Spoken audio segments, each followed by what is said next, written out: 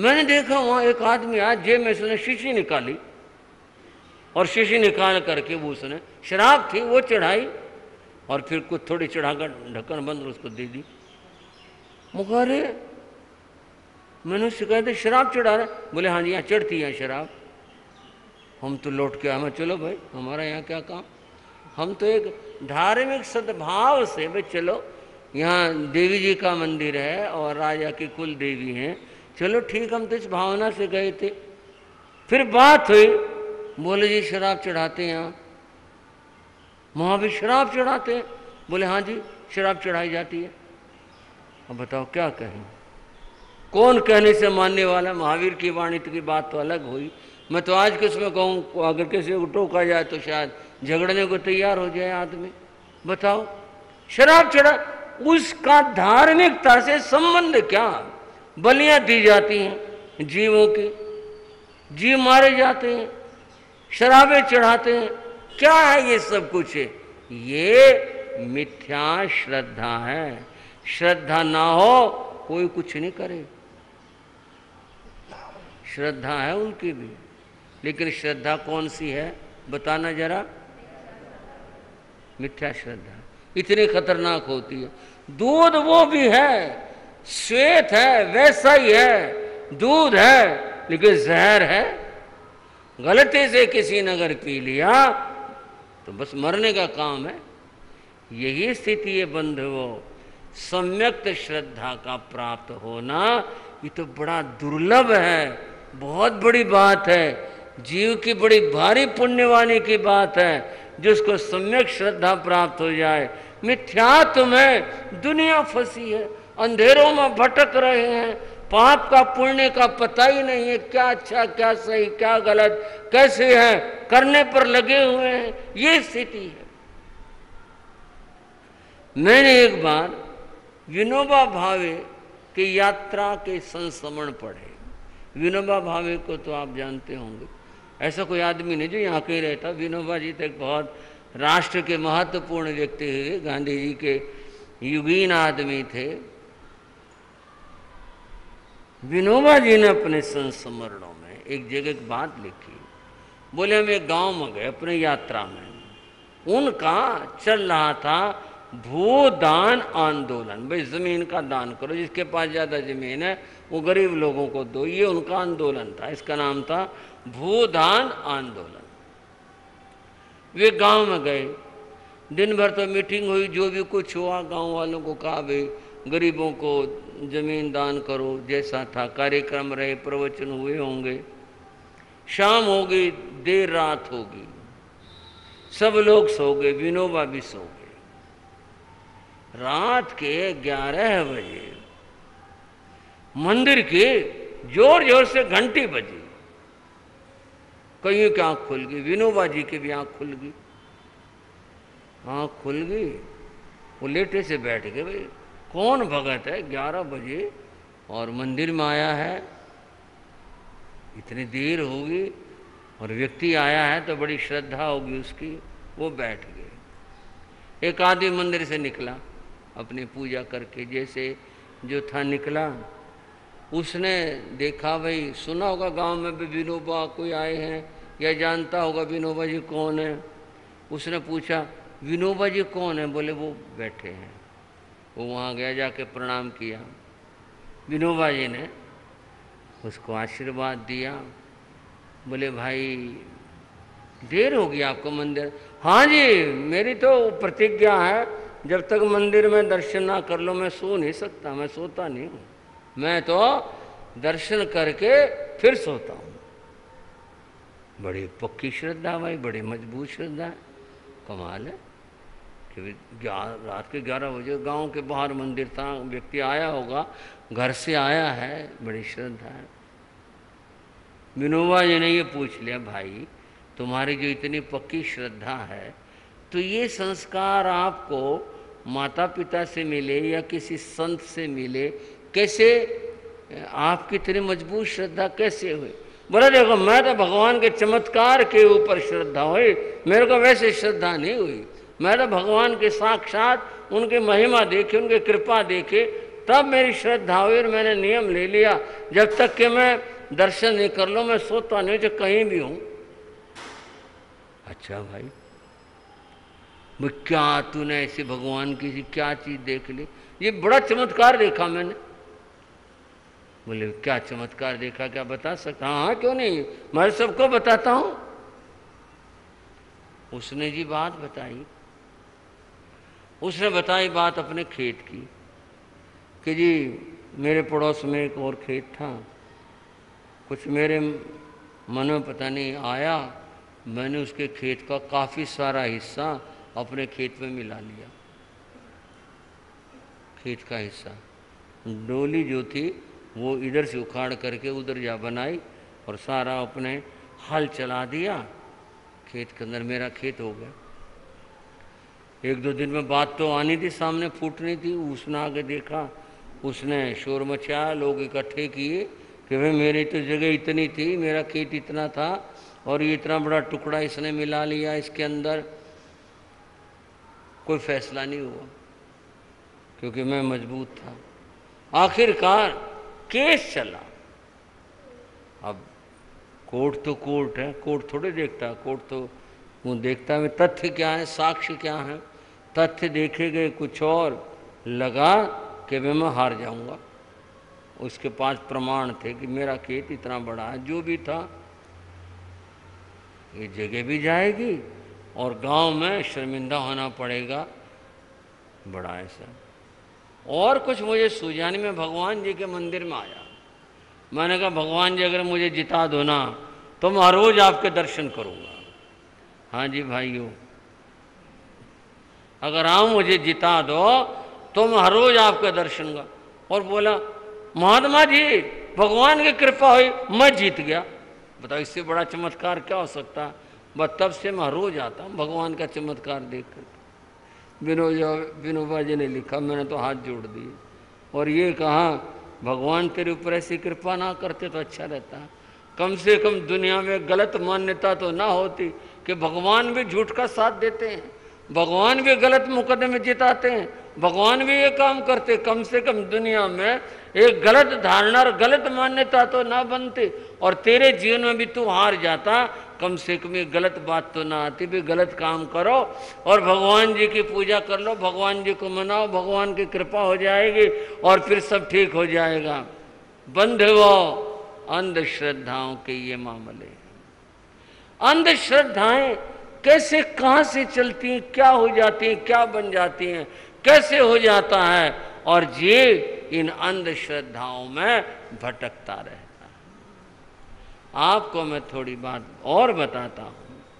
इन अंधश्रद्धाओं की, परंपराओं की और मान्यताओं की ये क्या से क्या होती हैं और सम्यक्त जो है उसको तो समझा ही नहीं जाता वो है क्या चीज। एक कोई पुरानी सी बात है, किसी घर में लड़के का विवाह हुआ, पुत्र वधू आई तो खुशियां तो होती हैं, सब बड़ा अच्छा, खुशी मनाई, सारा कुछ। वो जो पुत्र वधू थी समझदार बुद्धिमती थी, उसमें सेवा का गुण भी था। वो सब काम उसने थोड़े दिनों में घर की व्यवस्थाओं को सुव्यवस्था बनाया और बड़े मन के साथ सबकी सेवा करती।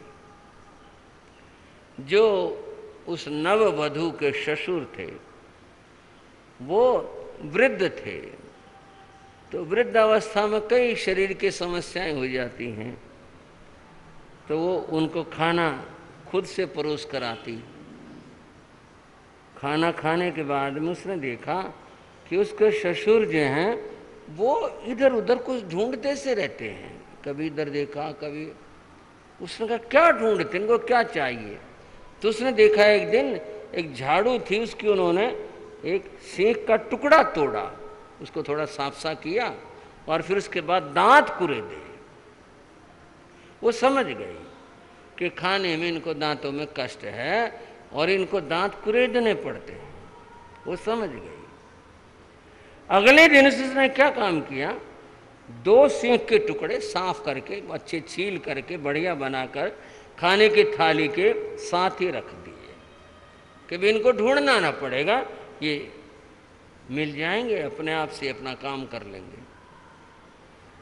ससुर ने थाली देखी और सीखें देखी, बड़े खुश हुए, वो समझ गए, बोले बेटी कमाल है, बहुत बुद्धिमती, शाबाश तेरे को, बड़ी समझदार है। मैं दुखी होता रहा करता, कभी यहाँ दे कभी वहाँ दे, बहुत बहुत शाबाश तेरे को, कमाल है तेरा। वो हर रोज ऐसा करने लगी। कालांतर में उस का जो पति था, उसका छोटा भाई, उसकी शादी हुई, घर में एक और वधू आ गई। अब वो भी जैसा उससे होता था, जैसा उसको आता था, काम काज में हिस्सा लेती, बंटवाती, करती। तो उसने देखा है ससुर इसको बड़ा आशीर्वाद देते हैं, शाबाश बेटी। एक दिन बोली मैं थाली में रख के आया करूँ, बोले तुम रख के आया करो।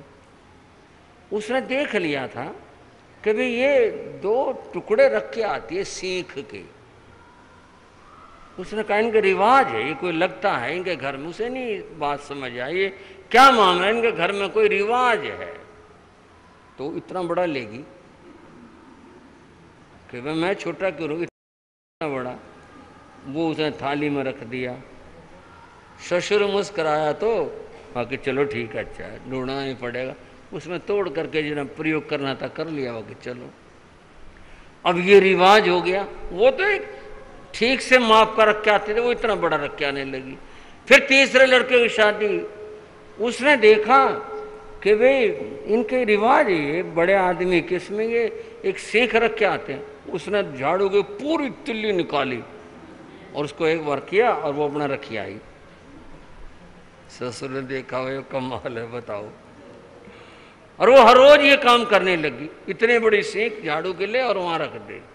आपने नहीं करना ये काम, किसने, असल तो रिवाज ही बदल गए। बाकी उसकी बात बता रहा हूं, उसने वो रख दी। घर में एक और पुत्र वधू जब कभी कभी किसी का भी वो आई, उसने देखा, बोले ये क्या रखते इनके थाली में, पता नहीं तुम्हें तिल्ली से। उसने उठा के एक डंडा ही रख दिया। उसने तिल्ली की जगह जो है एक डंडा रख दिया। ससुर देख करके बोला बताओ अब कौन समझे कौन करे। ये अंधविश्वास, अंध परंपराएं पीढ़ी दर पीढ़ी इस तरह से एक व्यक्ति से दूसरे में ये यूं चलती चली जाती हैं, बढ़ती चली जाती हैं। ये अज्ञान है, ये अंधकार है, जीव को भटकाने वाला है। जीव का कल्याण होता है सम्यक दर्शन से, दृष्टि सही हो। ये क्यों है, ये कैसे है, ये किस लिए है, हम क्यों करें ऐसा, सारे विचार उसके पास में होते हैं। सम्यक दर्शन से जीव का उद्धार होता है, मिथ्या दर्शन से जीव संसार में भटका करता है। यहाँ जो नमो दर्शन से कहा, मैं दर्शन को नमस्कार करता हूँ। दर्शन, दर्शन माने श्रद्धा। हमारी श्रद्धा निर्मल हो, पवित्र हो, पावन हो, उसमें कोई स्वार्थ न हो, उसमें अज्ञान की कालिमा न हो, विशुद्ध हो, ऐसी श्रद्धा प्राप्त हो तो जीव का अवश्य में कल्याण हुआ करता है।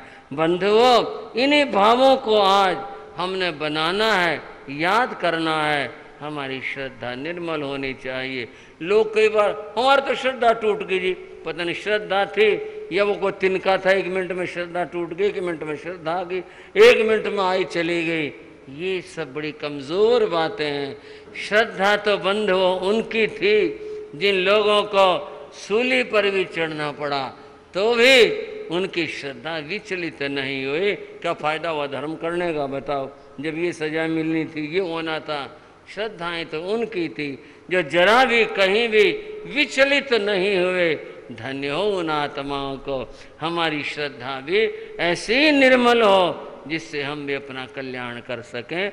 चर्चा श्रद्धाओं की और भी बहुत सारी है, परंतु अब समय स्थिति देखते हुए आज की चर्चा को विराम दे रहा हूँ। और श्रद्धा निर्मल हो, इस भाव के कारण से आज भी श्वेत द्रव्य का प्रयोग किया जाता है। पूरी कथा सुनकर एक बार मन बड़ा विचारों में खो गया। ये सब कैसे घटा? इन्होंने इतनी मुसीबतों का सामना किया। आज जो मेरे पति हैं, इनका जो पुत्र है, आज ये कोढ़ से ग्रसित है। कहाँ इसे राजा होना चाहिए था। ये सब क्यों घटा?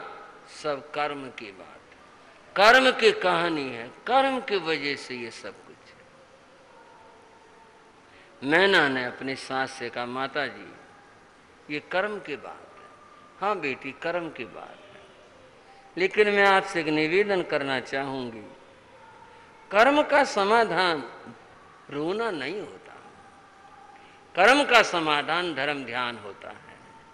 हम धर्म ध्यान करेंगे, प्रभु का सुमरण करेंगे, धर्म ध्यान से हमारे कर्म कटेंगे, धर्म ध्यान से कर्म कटेंगे तो कष्ट भी दूर होंगे। बेटी तुझे धन्य हो। तो इतना अच्छा सोचती है।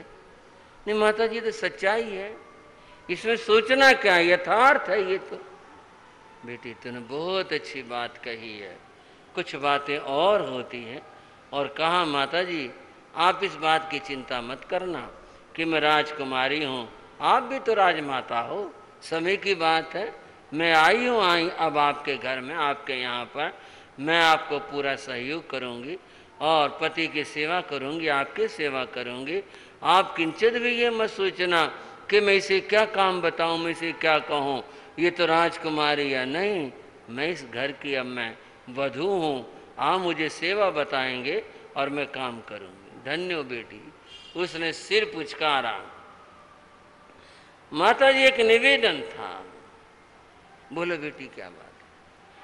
बोले देखो, ये नगर मेरी जन्मस्थली है, मैं यहाँ की राजकुमारी हूँ, यहाँ मुझे सब जानते हैं। और आपको ये पता भी है कि भी नगर के लोग मेरे पिता के बहुत खिलाफ हैं।